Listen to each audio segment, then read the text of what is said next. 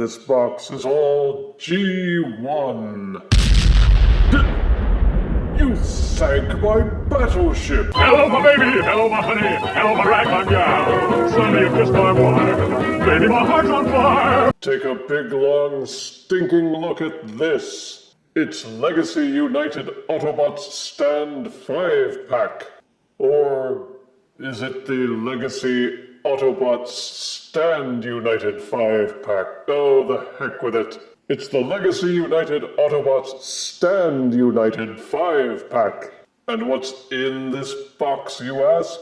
It's got 5, count 'em, 5 Transformers Deluxe-sized Autobot figures. There's Jazz, Sunstreaker, Trailbreaker, Wheeljack, and the long-awaited Hound figure. Each of them was part of the original 1980s Generation 1 Autobots, and this collection seems to have been made so that gullible collectors, like me, can finally complete a collection of modern remakes for that nostalgia-steeped team.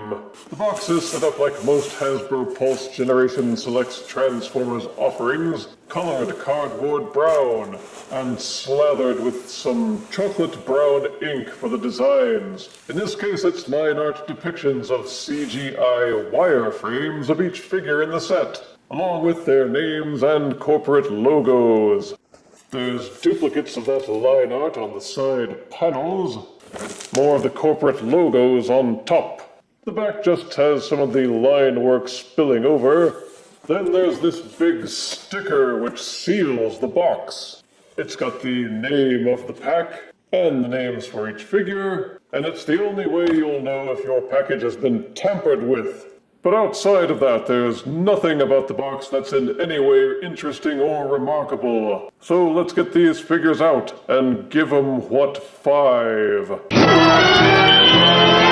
Rather than subject you to figure fatigue, I have decided to split this review into 5 different videos, one for each figure in the set. That way, if there's one figure you're curious about, you can watch the video for that figure and not have to scroll through everything else. Being the cheeky jerks that they are, Hasbro printed the info for all 5 figures onto one instruction booklet, so you won't be able to sell them separately.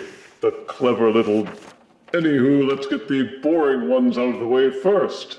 Starting with Wheeljack. Wheeljack. The mad scientist and inventor of the Autobot Generation 1 team with his race car body and weird head with wind sails on it. And he comes with the same dinky little weapon accessory, but this time painted a lighter silver. He also comes with an additional gun accessory. I understand this one to be a gray repaint of a weapon that came with Legacy Elita 1, which explains its heavily modular nature. It's got a holding 5mm peg, and 2 more pegs which jut out from either side, and 4 5mm ports for plugging in other guns, and mini fire blast plugs at either end, so you can attach the smaller weapon accessory to the larger weapon accessory, and wow. As for the figure itself, what sets it apart is the colors. While Earthrise Wheeljack was a kind of cream color, the Stand United Wheeljack is white with some red and green highlights and 638 painted on the side panels. He rolls just fine on level surfaces. You can plug compatible weapons into a port on the top, or 2 open ports at the rear of the car, or just plug in fire blasts to make him look more explosive. There's decent heft, and it's mostly solid looking even from below. Another thing that's different is that these figures all ditch the use of translucent plastic, so there shouldn't be any need to worry about fractures or cracks, but it does mean that the car windows are merely painted blue, though artfully done, to try and match the Generation 1 cartoon appearance. For some reason, on my copy, the panel that makes up most of the window portions won't clamp down all the way. I'm not sure if it's because some of the other parts aren't positioned well enough to allow it, but for whatever reason, it's irritating. Some have lamented the loss of all the cool decals which were on the Earthrise version, and say that the 5-pack repaint looks empty by comparison. but this was meant to mimic his appearance in the 1980s animation model, and on that score it does indeed. There's no difference in the sculpting, and admittedly, the use of mostly white seems to obscure a number of the ridges and bumps which were more nicely set off in Earthrise. But therein lies the trade-off of original toy accuracy versus cartoon accuracy. It's something that each collector will need to decide on their own. There's nothing new about the transformation. If you've handled Earthrise Wheeljack, then you already know.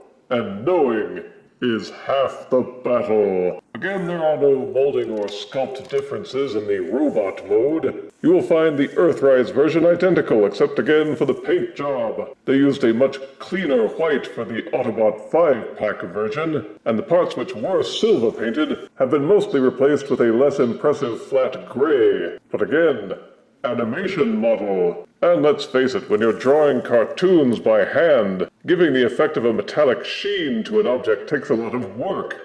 And who wants to do that? I find the use of opaque plastic and the less cluttered decal setup to be quite acceptable. Wheeljack still looks intricate enough, and certainly doesn't seem visually flat, and he looks nice and solid either from the front or the back, with the only hollow portions being the insides of the shins. And of course he still has all the same ports and plugs as a holdover from War for Cybertron, so there are plenty of options to accessorize. Even the two sections of the rear spoiler can be unplugged and the pieces moved elsewhere. But hey, Wheeljack without his little wingedings, it's just not the same, is it? You can even use the ports and plugs on the weapons to combine them, or hook them onto other accessories with compatible ports. Truly befitting the Autobots' eccentric tinkerer.